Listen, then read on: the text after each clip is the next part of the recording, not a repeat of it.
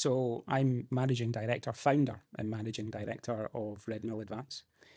I guess personally, look, I've been in financial services for about 30 years now. Back to 96, 97, I came into the industry. I actually started life as a self-employed financial advisor for Canada Life. Do you remember them, Canada Life? I do know Canada Life, yeah. Absolutely, yeah. And sat in that role for a few years prior to then went on to become an IFA. Again, still self-employed, actually. So even in those early years, some experience of kind of building business within the financial services world. So did that for, I don't know, 6, 7, 8 years, something like that, Sam, and then moved across to the dark side. So recruitment, a world you know, obviously. Yes, the dark side. And looked after, financial advisors, recruiting them into organisations. Did that for about a decade, about 10 years. And there's a bit of a timeline there, which we might touch on a little bit later. But ultimately, that led me to establishing Redmill Advance. And that was in 2016, 2017, which is obviously what we're here to talk about today. So my background is about 30 years in the industry. In terms of Redmill Advance, really, Redmill Advance, we're here to, I guess our mission, our DNA, it's about raising standards in financial advice through quality training and development. And then we also have a full CPD proposition. So if you're a financial advisor, you're looking to get into the industry, you can support that with qualifications. If you're in the industry and want to progress to chartered, we can do that, whether it's self-study or whether it's through our academies. And if you want to stay at the absolute top of your game with high quality CPD, we have a full CPD proposition, reporting and recording technology, all sitting in the one place as well. Wow. So a one-stop shop then. Exactly that. You're pretty much obsessed with raising the standards of training within financial planning. Yeah. And just financial planning in general. Yeah. But what does that mean? Well, for us, it's about really good quality, accessible content. Now, we're a digital-first provider, right? So the business was established pre-COVID, actually. So if you think about this, the way that people consume information has changed greatly since COVID. Put it this way, Sam, right? If you think about now, if you're setting up a meeting or if you're going to have a conversation with someone, when was the last time you said, I'll give you a call at 3 p.m. and can I get 30 minutes of your time on the phone? You don't, right? You naturally go to, can I Teams you? Can we set up a Teams call? Can we interact in that way? Pre-2020, that just didn't really happen, right? But it's naturally woven into how we do business now. And actually, from an education perspective, I think a lot's changed around that as well. Historically, pre-COVID days, it wasn't uncommon for individuals to make their way to a classroom to be trained that way.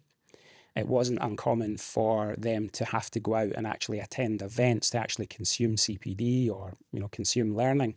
So when we talk about raising standards and actually in a way that individuals now are consuming information at the end of their PC, we can do that through really good quality learning and development that has all of these assets within. It's appealing to all of those learning types. And not just that, right? So from the individual's perspective, obviously what they can do is they can access this really good content all under the one roof. Think a little bit like Netflix for them.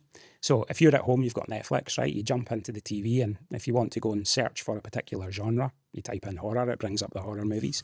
Or if you want to go and watch Forrest Gump, you type in Forrest Gump, it takes you straight to that movie. Well, for our learners, it's exactly like that. They can go in and there's a catalogue drop down. They can get straight to good technical content, soft skills content, well-being content, regulation content. So the way that they're consuming that information all under the one roof, I think really helps to raise those standards because it's accessible to them.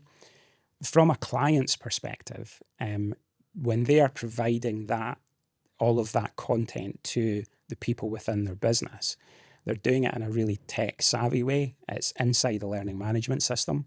It's automatically reporting into CPD recording and reporting technology. But ultimately what it allows that business to do is truly understand how those individuals are engaging with that content. And that for that business, for those key stakeholders, the management teams in those businesses, it allows them to identify gaps. It allows them to hone in on areas that, true development for those advisors. And again, that's raising standards, right, for that organisation. Ultimately, that organisation is held to account for the advice that those advisors are delivering.